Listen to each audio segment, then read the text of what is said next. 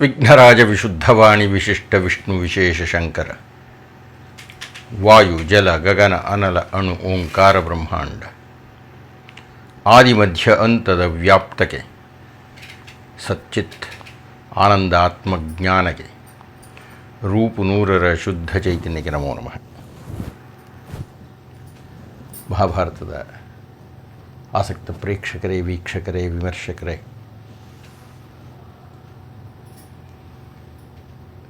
ಧರ್ಮರಾಜ ಕಾಡಿಗೆ ಬಂದಿದ್ದಾಯಿತು.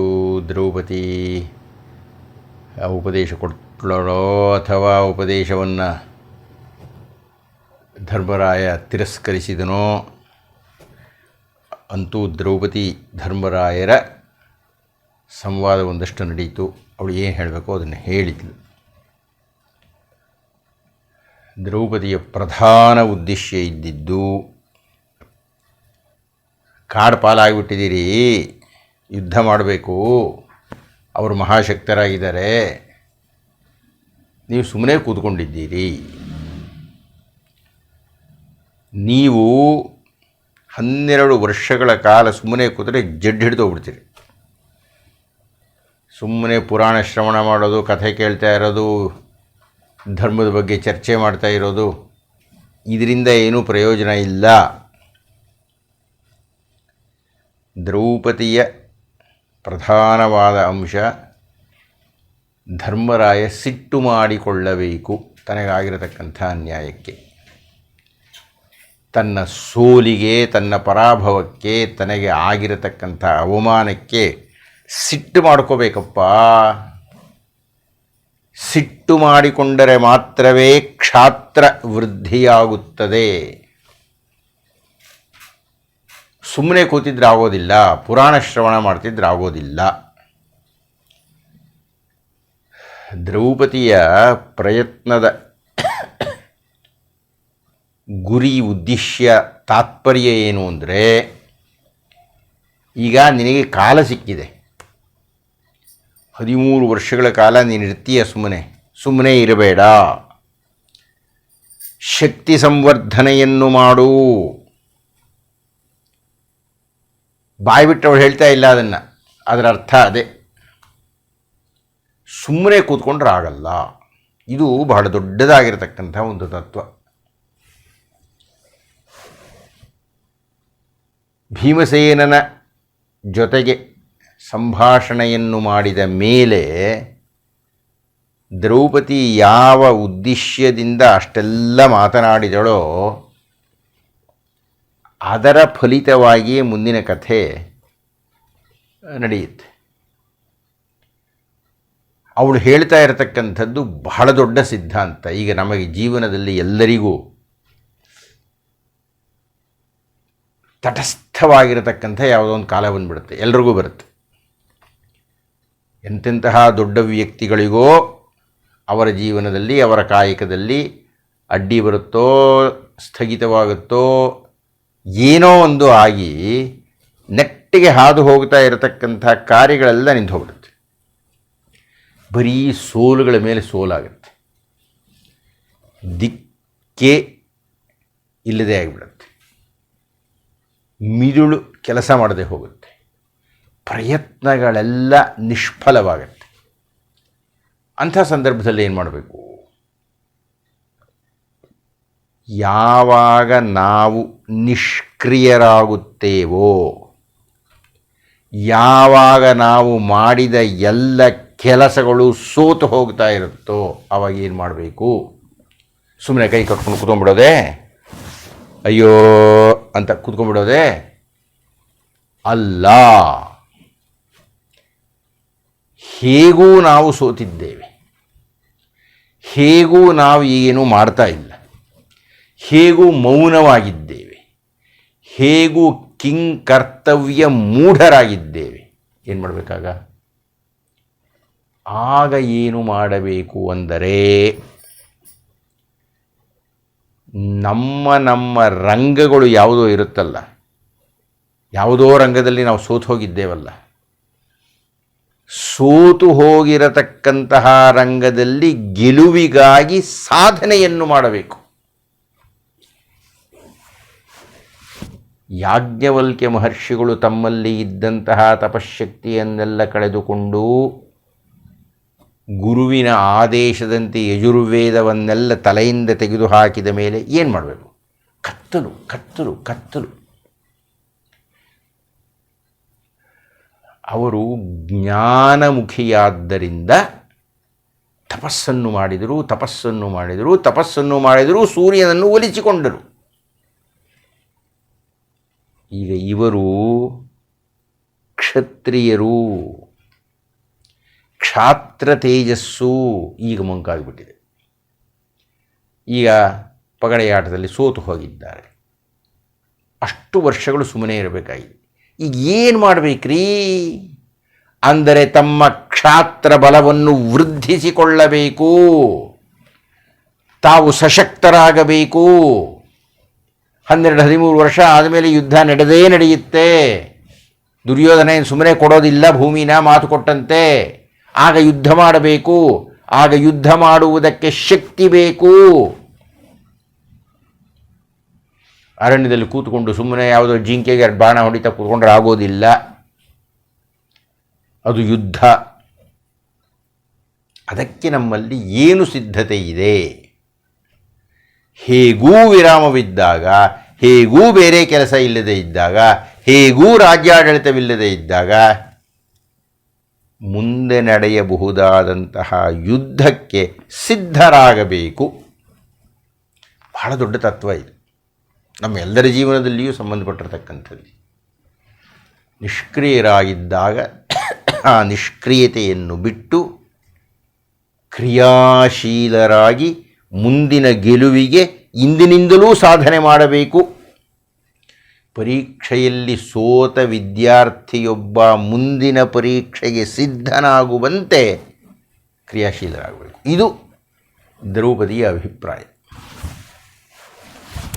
ಆಮೇಲೆ ಭೀಮಸೇನನು ದ್ರೌಪದಿಯ ಮಾತುಗಳನ್ನೇ ಹೇಳಿದ, ಇನ್ನೂ ತೀಕ್ಷ್ಣವಾಗಿ ಹೇಳಿದ. ಸತ್ತೋಗ್ಬಿಡ್ತೀವಪ್ಪ ನಾವು, ಯಾವಾಗ ಸಾಯ್ತೀವಿ ಅಂತ ಗೊತ್ತಿಲ್ಲ.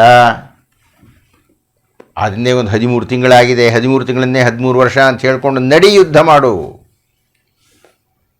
ನಾನು ಮಹಾಸಾಹಸಿ, ಅರ್ಜುನನ ಗಾಂಡೀವ ಇದೆ ಇತ್ಯಾದಿಯಾಗಿ ಎಲ್ಲ ವರ್ಣನೆ ಮಾಡಿದ. ಕೊನೆಗೆ ಧರ್ಮರಾಯ ಹೇಳಿದ, ಅದು ಅಷ್ಟು ಸುಲಭವಲ್ಲ. ಭೀಷ್ಮದ್ರೋಣರನ್ನೆಲ್ಲ ಎದುರಿಸಲಿಕ್ಕಾಗತ್ತೆಯೇ? ವಿಶೇಷವಾಗಿ ಕರ್ಣ, ಕವಚಧಾರಿಯಾಗಿರತಕ್ಕಂಥ ಕರ್ಣ, ಅನೇಕ ಶಸ್ತ್ರಾಸ್ತ್ರಗಳನ್ನು ಹೊಂದಿರತಕ್ಕ ಕರ್ಣ, ಪರಶುರಾಮರಲ್ಲಿಯೇ ವಿದ್ಯೆಯನ್ನು ಕಲಿತಂತಹ ಕರ್ಣ. ಓ, ಏನು ಕಡಿಮೆಯೇ? ಅಂತಹ ಕರ್ಣನನ್ನು ನೆನಪಿಸಿಕೊಂಡರೆ ನನಗೆ ನಿದ್ದೆನೇ ಬರಲ್ಲ ಕಣಯ್ಯ ಭೀಮ. ಅವನ್ನ ಎದುರಿಸೋಕೆ ನಿಂಗೆ ಆಗುತ್ತೇನಯ್ಯ? ಕರ್ಣನನ್ನು ಎದುರಿಸದೆ, ಕರ್ಣನನ್ನು ಸೋಲಿಸದೆ, ಕರ್ಣನನ್ನು ಸಾಯಿಸದೆ ದುರ್ಯೋಧನ ಹತ್ರಕ್ಕೆ ಹೋಗೋಕ್ಕಾಗತ್ತಾ? ದುರ್ಯೋಧನನಿಗೆ ರಕ್ಷಾ ಕವಚವಾಯಿ ಕರ್ಣ ಇದ್ದಾನೆ.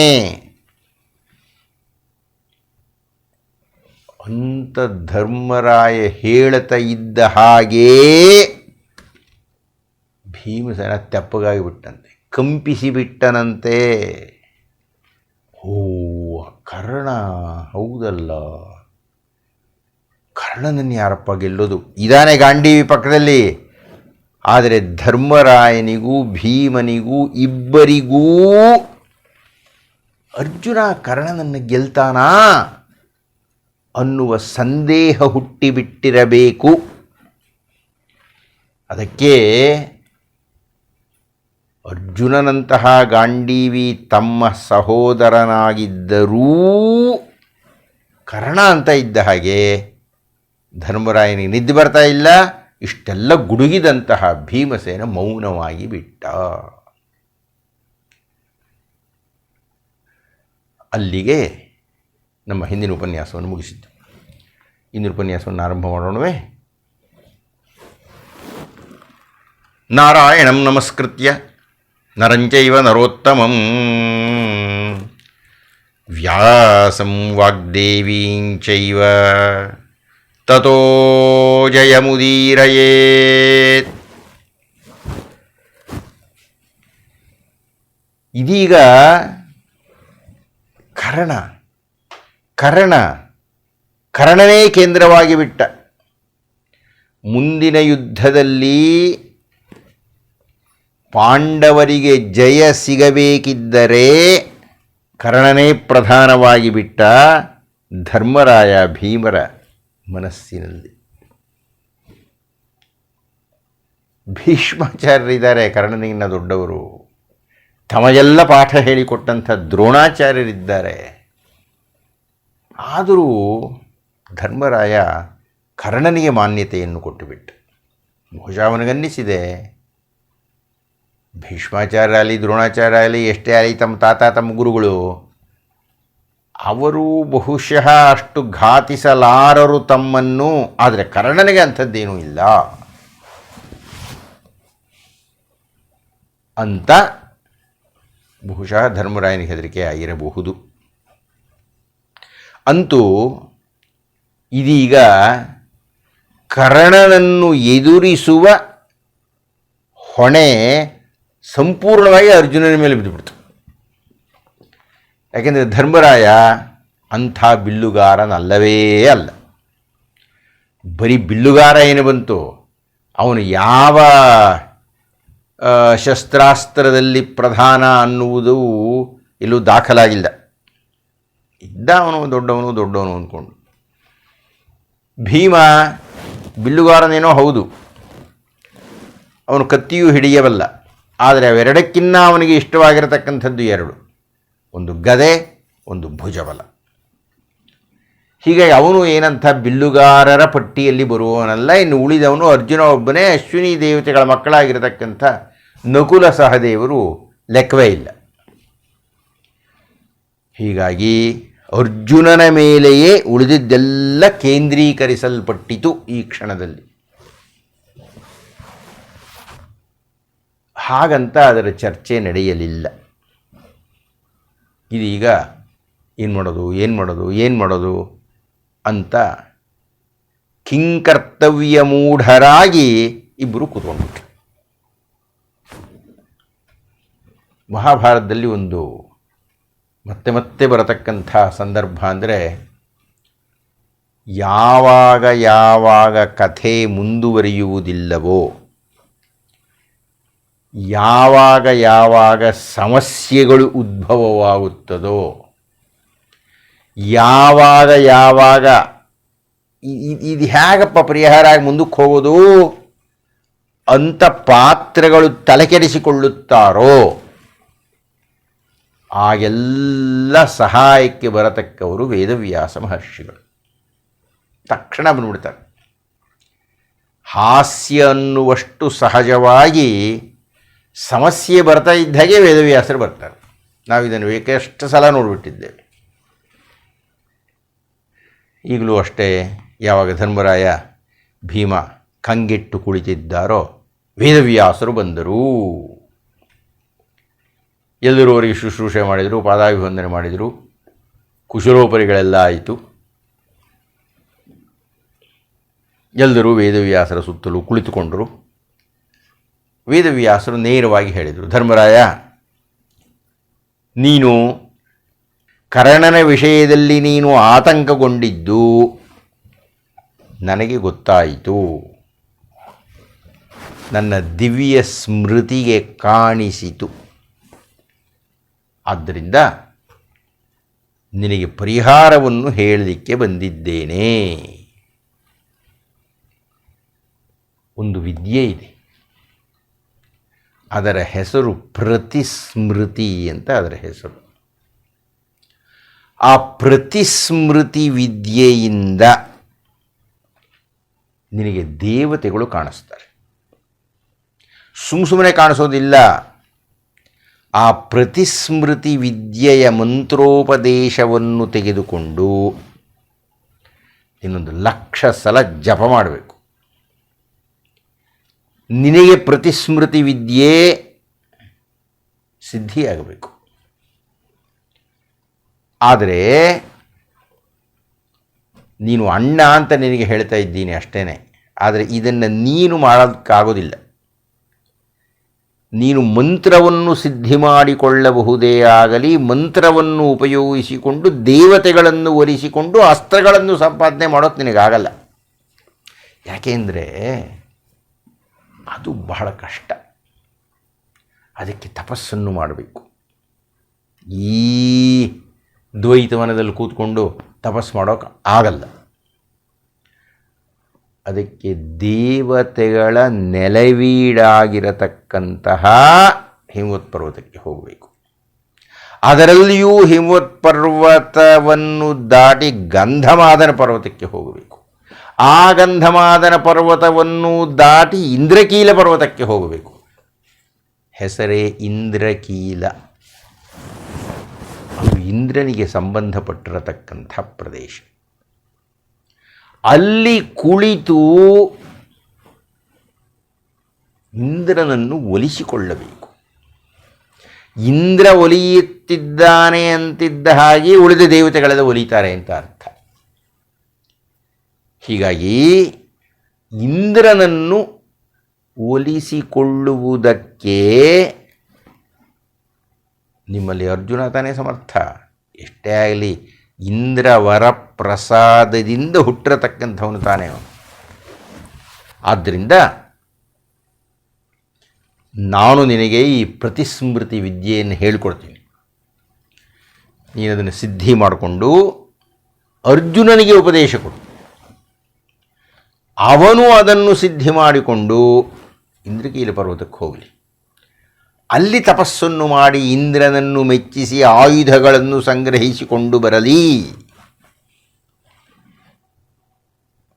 ಅಂತ ಹೇಳಿದರು. ಧರ್ಮರಾಯ ಒಪ್ಪಿಕೊಂಡ. ಅವನಿಗೆ ಅದೇ ಕೆಲಸ. ಅವನಿಗೆ ಮಂತ್ರತಂತ್ರಗಳನ್ನು ಬಿಟ್ಟರೆ ಯುದ್ಧವಿದ್ಯೆ ಅಷ್ಟೊಂದು ಆಕರ್ಷಕವೇನೂ ಅಲ್ಲ ಅವನಿಗೆ. ಅದೆಲ್ಲ ನಾವು ಮುಂದೆ ನೋಡ್ತೀವಿ. ಒಂದು ದಿವ್ಯ ಮುಹೂರ್ತದಲ್ಲಿ ವ್ಯಾಸ ಮಹರ್ಷಿಗಳು ಧರ್ಮರಾಯನಿಗೆ ಪ್ರತಿಸ್ಮೃತಿ ವಿದ್ಯೆಯನ್ನು ಉಪದೇಶ ಮಾಡಿದರು.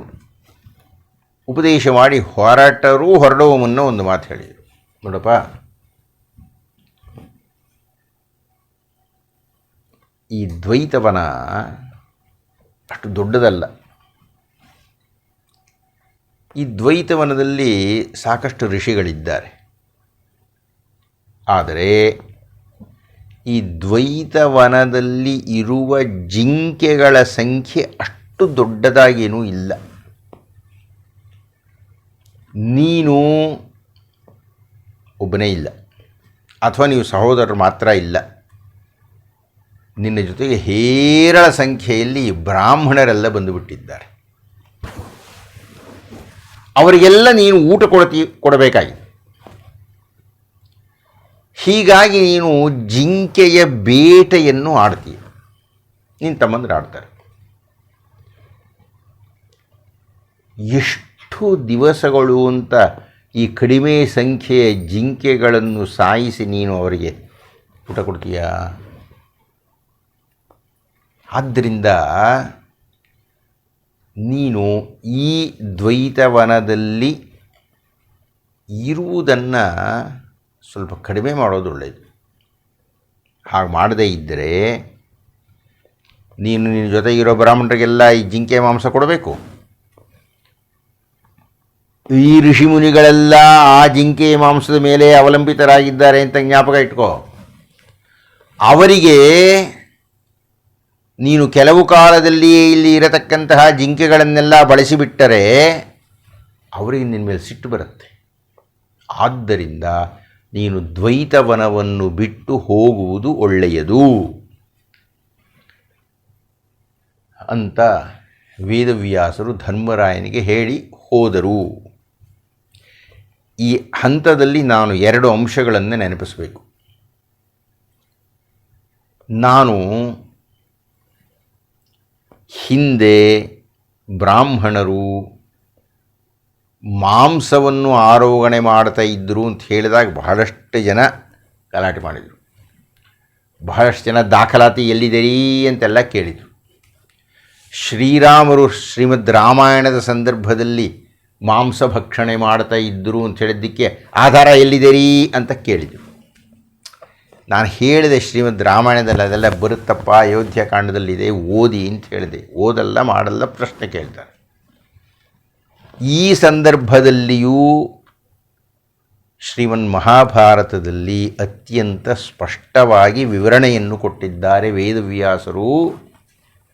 ಅಲ್ಲಿರತಕ್ಕಂಥ ಋಷಿಮುನಿಗಳಾಗಲಿ, ಧರ್ಮರಾಯನ ಜೊತೆಗೆ ಇದ್ದಂತಹ ಬ್ರಾಹ್ಮಣರಾಗಲಿ ಜಿಂಕೆಯ ಮಾಂಸವನ್ನು ಭಕ್ಷಣ ಮಾಡ್ತಾ ಇದ್ದರು ಅನ್ನುವುದನ್ನು. ಆದ್ದರಿಂದ ವಾಚಕರು, ಪ್ರೇಕ್ಷಕರು ಇದನ್ನು ದಯವಿಟ್ಟು ದಾಖಲು ಮಾಡಿಕೊಳ್ಳಬೇಕು. ಅಂದು ಆಗಿನ ಕಾಲದಲ್ಲಿ ಬ್ರಾಹ್ಮಣರು ಮಾಂಸ ಭಕ್ಷಣೆಯನ್ನು ಮಾಡ್ತಾ ಇದ್ದರು ಅಂತ ನಾನು ಹೇಳಿದ ಕ್ಷಣಕ್ಕೆ ಈಗ ಅವರು ಮಾಡ್ತಾ ಇದ್ದಾರೆ, ಈಗ ಅವರು ಮಾಡಬೇಕು ಅಂತ ಅರ್ಥ ಅಲ್ಲ. ಬ್ರಾಹ್ಮಣರು ಮಾಂಸ ಭಕ್ಷಣೆಯನ್ನು ಮಾಡಬಾರದು, ಅದು ಸಾತ್ವಿಕಾಹಾರ ಅಲ್ಲ. ಉಳಿದವರ ವಿಷಯ ನಾನು ಮಾತಾಡೋದಿಲ್ಲ. ಆದರೆ ಈ ಪ್ರಕೃತ ಕಾಲದಲ್ಲಿ ಬ್ರಾಹ್ಮಣರು ಮಾಂಸವನ್ನು ತಿಂತಾರೆ, ಮಾಂಸವನ್ನು ತಿನ್ನಬಹುದು, ಇದು ಯಾವುದನ್ನೂ ನಾನು ಹೇಳ್ತಾ ಇಲ್ಲ. ಈ ಸಂದರ್ಭವನ್ನು ಉಪಯೋಗಿಸಿಕೊಂಡು ನಾನು ಇದರ ಬಗ್ಗೆ ಹೇಳ್ತಾ ಇದ್ದೇನೆ. ಆದರೆ ಹಿಂದೊಮ್ಮೆ ಬ್ರಾಹ್ಮಣರು ತಗೊಳ್ತಾ ಇದ್ದರು, ಆಜ್ಞೆಯವರು ತಗೊಂಡ್ರು ಅನ್ನುವುದನ್ನು ಹಿಡಿದುಕೊಂಡು ಇವತ್ತು ನೀವು ತಿನ್ನಿರಿ ಅನ್ನೋ ಮಾತಲ್ಲ. ಅಂದಿನ ಕಾಲವೇ ಬೇರೆ, ಅಂದಿನ ಆಹಾರ ಪದ್ಧತಿಯೇ ಬೇರೆ, ಈಗಿನ ಕಾಲವೇ ಬೇರೆ, ಈಗಿನ ಆಹಾರ ಪದ್ಧತಿಯೇ ಬೇರೆ. ಹಾಗೂ ನಾನು ಹಿಂದೊಮ್ಮೆ ಹೇಳಿದಂತೆ ಅಗಸ್ತ್ಯರು ನಿಯಮ ಮಾಡಿದ ಮೇಲೆ ಬ್ರಾಹ್ಮಣರು ಮಾಂಸ ಭಕ್ಷಣೆಯನ್ನು ಬಿಟ್ಟರು. ಆದ್ದರಿಂದ ಈಗಿನ ಕಾಲದಲ್ಲಿ ಬ್ರಾಹ್ಮಣರು ಮಾಂಸವನ್ನು ತಿನ್ನಬಾರದು. ಈ ಎರಡೂ ಅಂಶಗಳು ಖಚಿತವಾಗಲಿ. ಇದರ ಜೊತೆಗೆ ಮತ್ತೊಂದು ಸಂದೇಹವಿದೆ ನನಗೆ. ಈ ವೇದವ್ಯಾಸರು ಇಷ್ಟೆಲ್ಲ ಜಿಂಕೆಗಳು ಹೋಗಿಬಿಡುತ್ತೆ, ಒದ್ದಾಡ್ತಾ ಇದ್ದಾರೆ, ಇವುಗಳನ್ನೆಲ್ಲ ಹೇಳಿದಿರಲ್ಲ. ನನ್ನ ಪ್ರಶ್ನೆ ಏನು ಅಂದರೆ, ಅವ್ರ ಹತ್ರ ಅಕ್ಷಯ ಪಾತ್ರ ಇತ್ತಲ್ರಿ, ಅದು ಯಾಕೆ ಅಷ್ಟೊಂದು ಜಿಂಕೆಗಳನ್ನ ಅವ್ರು ಬೇಟೆ ಆಡಬೇಕು? ಅದು ಒಂದು ಜಿಂಕೆ ಬೇಟೆ ಆಡಿದ್ರೆ ಸಾಕಪ್ಪ, ಅದನ್ನು ಅಕ್ಷಯ ಪಾತ್ರದಲ್ಲಿಟ್ಟರೆ ಅದು ವೃದ್ಧಿ ಆಗ್ತಾನೆ ಇರಬೇಕು. ಯಾಕೆ ಹೆಚ್ಚಿನ ಜಿಂಕೆಗಳನ್ನು ಬೇಟೆಯಾಡಬೇಕು? ಅಕ್ಷಯ ಪಾತ್ರ ಏನಾಯಿತು? ಅದರ ಸುದ್ದಿನೇ ಇಲ್ಲ. ಬೇಟೆ ಆಡ್ತಾ ಇದ್ದಾರೆ ಅಂತಲೇ ಬರುತ್ತೆ. ಬೇಟೆ ಯಾಕೆ ಆಡಬೇಕು ಅವರು? ಆಯಿತು, ಆಡಿದರು, ಧನುರ್ವಿದ್ಯೆ ಇರಲಿ ಸ್ವಲ್ಪ ಚೂಪಾಗಿ ಅಂತ. ಆದರೆ ಅವ್ರ ಜೊತೆಗಿರೋ 1000 ಜನ ಬ್ರಾಹ್ಮಣರಿಗೆ ಆಗೋಷ್ಟು ಆಡಬೇಕೇ ಬೇಟೆನಾ? ಏನೋ ಒಂದಷ್ಟು ಬೇಟೆಯನ್ನಾಡಿ ಅಕ್ಷಯ ಪಾತ್ರದಲ್ಲಿಟ್ಟು ಅದು ವೃದ್ಧಿ ಆಗ್ತಾ ಇದ್ದ ಹಾಗೆ ಬ್ರಾಹ್ಮಣರಿಗೆಲ್ಲ ಊಟಕ್ಕೆ ಬಡಿಸ್ಬಿಡೋದಾಯಿತು. ಅದು ಯಾಕೆ ಮಾಡಲಿಲ್ಲ? ಅದರ ವಿವರಣೆ ಯಾಕಿಲ್ಲ? ನನಗೆ ಗೊತ್ತಿಲ್ಲ. ಸರಿ, ಕಥೆಯನ್ನು ಮುಂದುವರಿಸೋಣ. ವೇದವ್ಯಾಸ ಮಹರ್ಷಿಗಳು ಹೋದರು. ಯಾವುದೋ ಒಂದು ಒಳ್ಳೆಯ ಕಾಲದಲ್ಲಿ ಧರ್ಮರಾಯ ಅರ್ಜುನನನ್ನು ಕರೆದ, ಅವನಿಗೆ ಪ್ರತಿಸ್ಮೃತಿ ವಿದ್ಯೆಯನ್ನು ಬೋಧಿಸಿದ. ಅವನಿಗೆ ಹೇಳಿದ, ನೋಡಯ್ಯ, 3 ಜನ ಮಹಾಪ್ರಧಾನರಿದ್ದಾರೆ. ಭೀಷ್ಮಾಚಾರ್ಯರು, ಅವರಿಗೆ ಸರಿಸಮಾನವಾಗಿರತಕ್ಕಂತಹ ಅಸ್ತ್ರವಿದ್ಯಾ ವಿಶಾರದ ಇನ್ನೊಬ್ಬರಿಲ್ಲ ನಮ್ಮ ಕಾಲದಲ್ಲಿ. ಅವರನ್ನು ನಿನಗೆ ಸೋಲಿಸೋದಕ್ಕಾಗೋದಿಲ್ಲ, ನೀನೆಷ್ಟೇ ಅಸ್ತ್ರಶಸ್ತ್ರಗಳಲ್ಲಿ ನಿರತನಾಗಿದ್ದರೂ, ನಿಪುಣನಾಗಿದ್ದರೂ. ಇನ್ನು ದ್ರೋಣಾಚಾರ್ಯರು, ನಿಮ್ಮ ಗುರುಗಳು, ನಿಮಗೆ ಪಾಠ ಹೇಳಿಕೊಟ್ಟಿದ್ದಾರೆ, ಅವರು ನಿಂಗೆ ಸೋಲ್ಸೋಕ್ಕಾಗತ್ತೆಯೇ? ಆಗಲ್ಲ. ಇನ್ನು ಕರ್ಣ, ಮಹಾಶೂರ, ಮಹಾಪರಾಕ್ರಮಿ, ಅಸ್ತ್ರವಿದ್ಯೆಯಲ್ಲಿ, ಬಾಣಪ್ರಯೋಗದಲ್ಲಿ ಮಹಾಚತುರ, ಅವನನ್ನು ಸೋಲಿಸೋದು ಕಷ್ಟ. ಈ 3 ಮಂದಿಯನ್ನು ನೀನು ಮುಂದೆ ಗೆಲ್ಲಬೇಕಾಗಿದ್ದರೆ ಆ ದ್ರೋಣಾಚಾರ್ಯ ಏನೋ ಹೇಳಿಕೊಟ್ಟಿರ್ತಕ್ಕಂಥದ್ದು ಅಥವಾ ಇನ್ನೆಲ್ಲೋ ನೀನು ಕಲ್ತಿರತಕ್ಕಂಥದ್ದು ಅಷ್ಟರಿಂದಲೇ ನೀನು ತೃಪ್ತನಾಗುವಂತಿಲ್ಲ ಮತ್ತು ಅಷ್ಟರಿಂದಲೇ ಇವರನ್ನು ಗೆಲ್ಲಲಿಕ್ಕೆ ಸಾಧ್ಯ ಇಲ್ಲ.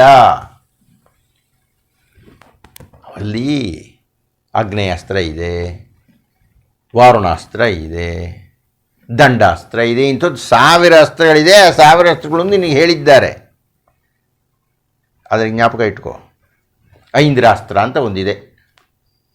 ಆ ಐಂದ್ರಾಸ್ತ್ರ ದ್ರೋಣಾಚಾರ್ಯರು ನಿನಗೆ ಹೇಳಿಕೊಟ್ಟಿದ್ದನ್ನು ನೀನು ಕಲ್ತಿದೀಯ, ಅವ್ರಿಗೂ ಅವರ ಉಪಾಧ್ಯಾಯರು ಹೇಳಿಕೊಟ್ಟಿದ್ದನ್ನು ಅವ್ರು ಕಲ್ತಿದ್ದಾರೆ.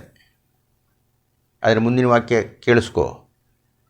ಇವರೆಲ್ಲ ಗುರುಗಳು ಹೇಳಿಕೊಟ್ಟ ವಿದ್ಯೆಯನ್ನು ಕಲಿತಿದ್ದಾರಾಗಲಿ, ಐಂದ್ರಾಸ್ತ್ರವನ್ನು ಇಂದ್ರನೇ ಕೊಟ್ಟಿದ್ದಾನೆಯೋ? ಇಲ್ಲ.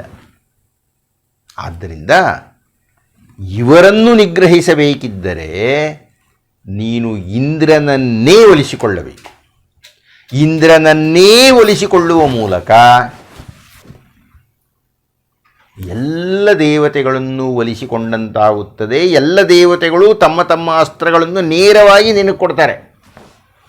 ಹೀಗಾಗಿ ಸರ್ವಾಸ್ತ್ರ ಸಂಪನ್ನನಾಗಿ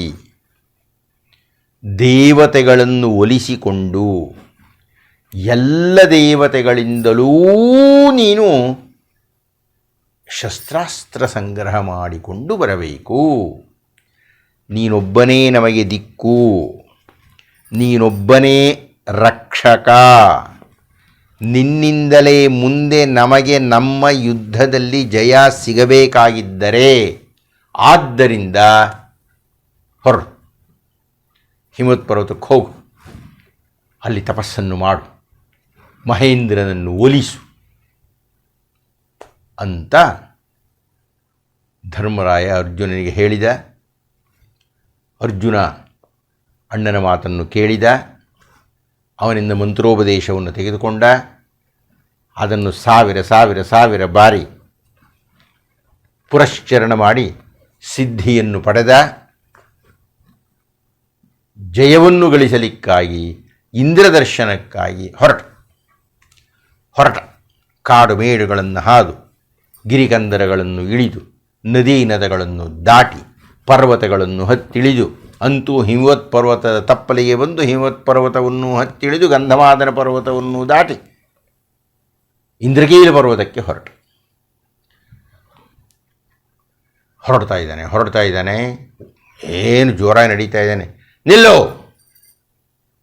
ಅಂತ ಒಂದು ಧ್ವನಿ ಬಂತು. ಧ್ವನಿ ಬಂದ ಕಡೆಗೆ ತಿರುಗಿದ. ಯಾರು ಕಾಣಿಸಿದರು? ಅದನ್ನು ಮುಂದಿನ ಉಪನ್ಯಾಸದಲ್ಲಿ ನೋಡೋಣ ಅಂತ ಹೇಳ್ತಾ ಇಂದಿನ ಉಪನ್ಯಾಸದಲ್ಲಿ ಮುಗಿಸೋಣವೇ.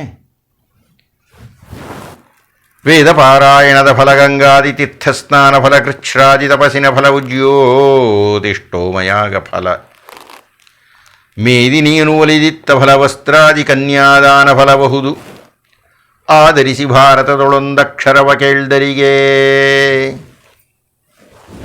ನಿಮಗೆ ನಮ್ಮ ಈ ಕೈಂಕರ್ಯದಲ್ಲಿ ತೃಪ್ತಿ ಇದ್ದು ನಮ್ಮನ್ನು ಬೆಂಬಲಿಸಿ ಮತ್ತಷ್ಟು ಹೊಸ ಕಾರ್ಯಕ್ರಮಗಳನ್ನು ಮಾಡಲು ಪ್ರೇರೇಪಿಸಲು ಇಚ್ಛಿಸಿದರೆ ಪರದೆಯ ಮೇಲೆ ಕಾಣುತ್ತಿರುವ UPI ಅಥವಾ ಬ್ಯಾಂಕ್ ವಿವರಗಳನ್ನು ಬಳಸಿ ಸಹಾಯ ಮಾಡಬಹುದು.